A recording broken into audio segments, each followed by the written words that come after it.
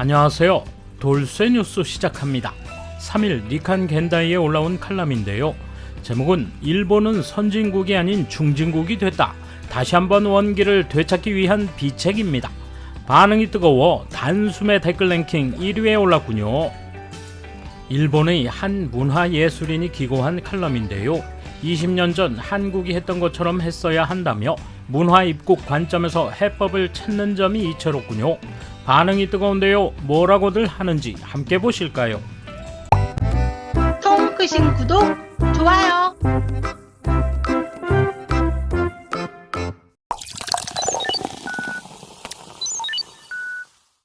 경제학자 시마다 하루오 씨가 추락한 일본 경제의 현상을 슈칸 신초에 두고 했는데 크게 공감하는 바가 있었다. 그에 의하면 일본은 이미 선진국이 아닌 중진국으로 전락하고 있다고 한다. 어쨌든 1990년 406만 엔이었던 평균 연봉이 30년도인 지금도 424만 엔이 됐을 뿐이다.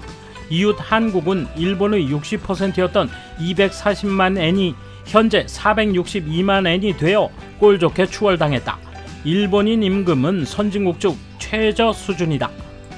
일본 경제의 절정은 80년대 중반 GDP는 세계의 15%, 미국과 합해 세계의 40%를 차지해 1989년에는 세계의 19%나 차지했었다. 그러던 것이 현재는 세계 19위이다. 추락의 원인은 하나가 아니다.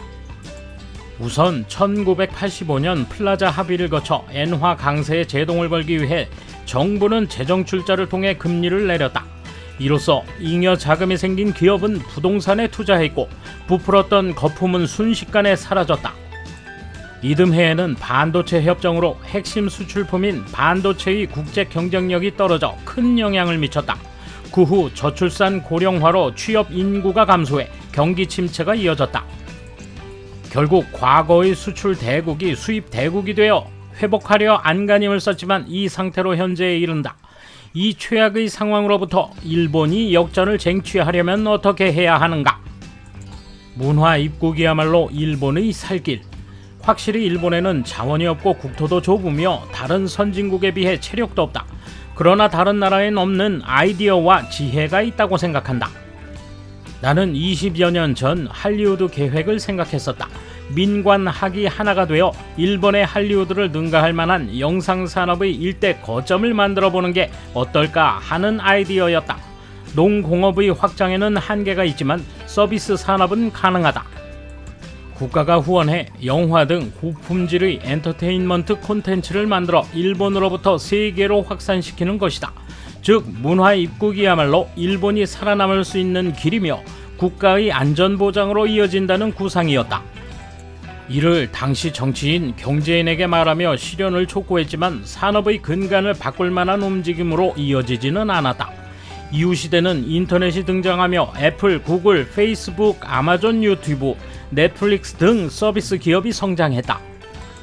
내 예상은 맞았다. 한국도 1998년 김대중 정부 때 산업으로서 문화를 보호하고 150억 엔의 예산으로 영화진흥위원회를 만들며 문화 입국을 이뤘다. 일본이 20년 전에 그랬으면 하는 아쉬움이 있다. 지금부터라도 늦지 않았다. 수수방관하다가는 가라앉을 뿐인데 머리가 굳은 정부의 관료들이 과감히 방향을 틀 수 있을까? 젊은 세대에게 기대할 수밖에 없다. 일본이 자랑할 만한 이점은 많다. 어린이가 자유롭게 거리를 걸을 수 있는 안전성, 세계 제1의 보험 진료, 저물가 등이 그것이다. 우선 불필요한 공휴일을 없애자. 연 3분의 1에 이르는 휴일을 줄이고 일하자. 물론 근무시간 증가는 급여 인상과 이어지는 두 바퀴다.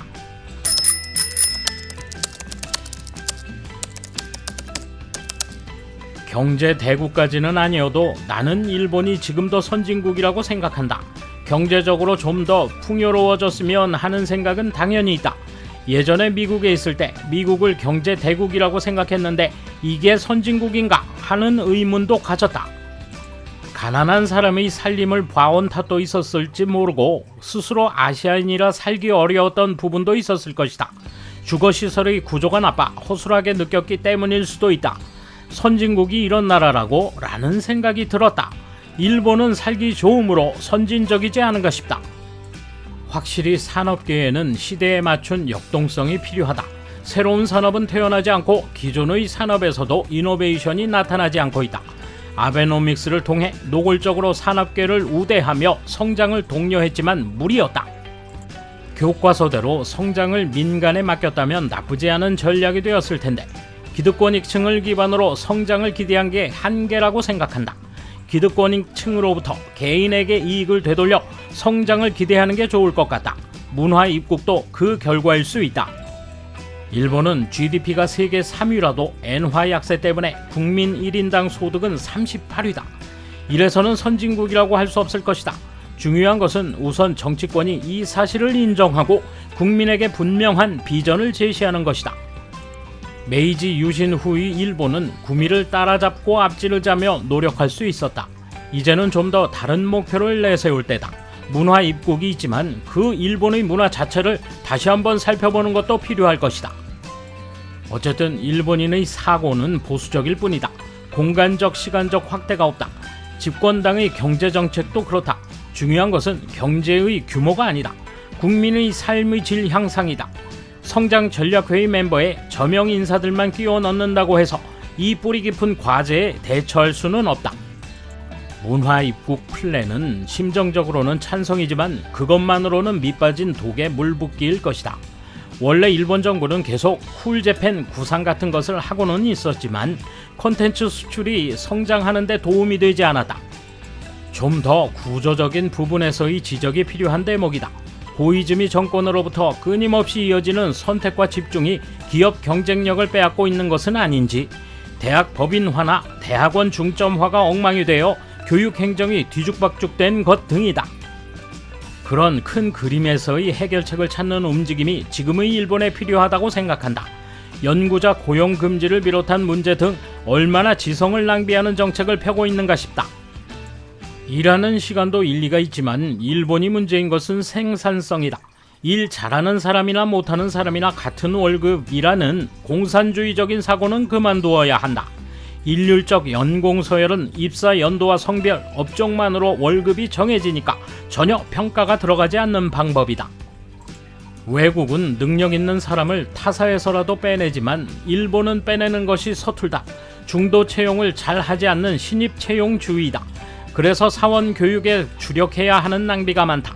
또 남녀의 역할의식도 뿌리 깊고 협조성을 너무 중시해 능력을 지나치게 밑바닥으로 본다.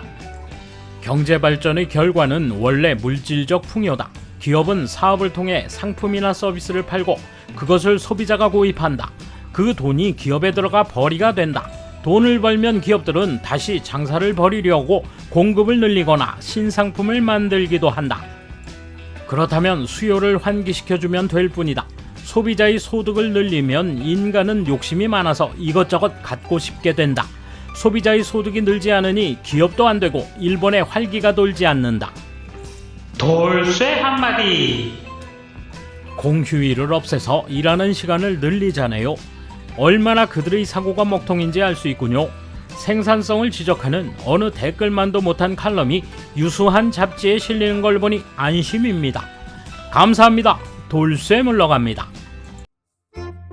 이번 소식은 여기까지입니다.